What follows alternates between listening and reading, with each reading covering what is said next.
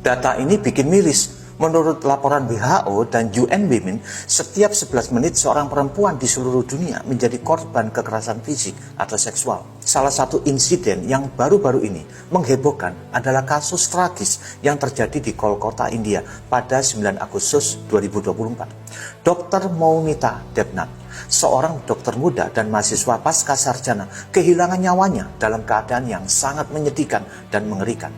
Peristiwa ini mengejutkan masyarakat India dan menimbulkan gelombang kemarahan yang menuntut keadilan.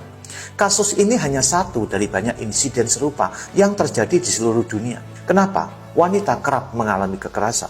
Kenapa wanita tidak dihargai sebagai makhluk yang dihormati sebagai ciptaan Tuhan? Mari kita lihat bagaimana Yesus memandang wanita. Dalam dunia yang sering memperlakukan wanita sebagai kelas 2, Yesus memberikan pandangan yang sangat berbeda. Pertama, di Yohanes pasal 4, Yesus berbicara langsung dengan wanita di ruang publik, di mana di zamannya adalah hal yang tabu. Namun Yesus tidak takut melakukannya. Dia berbicara dengan wanita Samaria di sumur yang membuat para muridnya terkejut. Ini menunjukkan bahwa Yesus melihat setiap wanita sebagai individu yang layak dihargai tanpa memandang jenis kelamin. Kedua, di Lukas pasal 8, Yesus memperlakukan wanita dengan kasih dan hormat. Dia memanggil wanita dengan istilah penuh kasih seperti anak perempuan, Lukas 8 ayat 48, dan memberi mereka status spiritual yang setara dengan pria. Ia menyebut mereka anak-anak Abraham, Lukas 13 ayat 16. Ini menegaskan posisi mereka yang setara di mata Tuhan. Ketiga, di Yohanes pasal 8 diceritakan seorang wanita yang tertangkap basah, dipermalukan, dan diseret karena kasus perzinahan yang dilakukannya. Dan dia dibawa di hadapan Yesus. Tapi Yesus tidak menghukumnya, karena sebenarnya hanya Yesus yang tak berdosa yang berhak melemparinya. Tapi itu tidak dilakukannya. Ia justru memberikan kesempatan kepada wanita itu untuk memperbaiki hidupnya. Keempat, di Lukas pasal 8, Yesus tidak hanya dikelilingi oleh para pria, tapi juga para wanita yang setia. Mereka adalah Maria Magdalena, Yohana, dan Susana, serta banyak wanita lainnya yang mendukung pelayanannya dengan kekayaan mereka.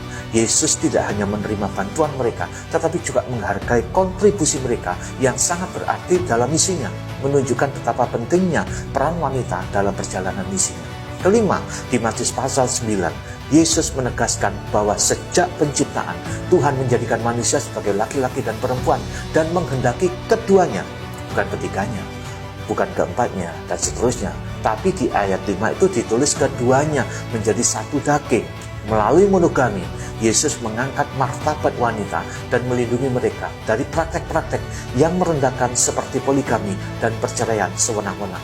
Ajaran ini menempatkan wanita pada posisi yang dihormati dan dihargai untuk memastikan bahwa para wanita diperlakukan dengan kasih dan hormat dalam institusi pernikahan.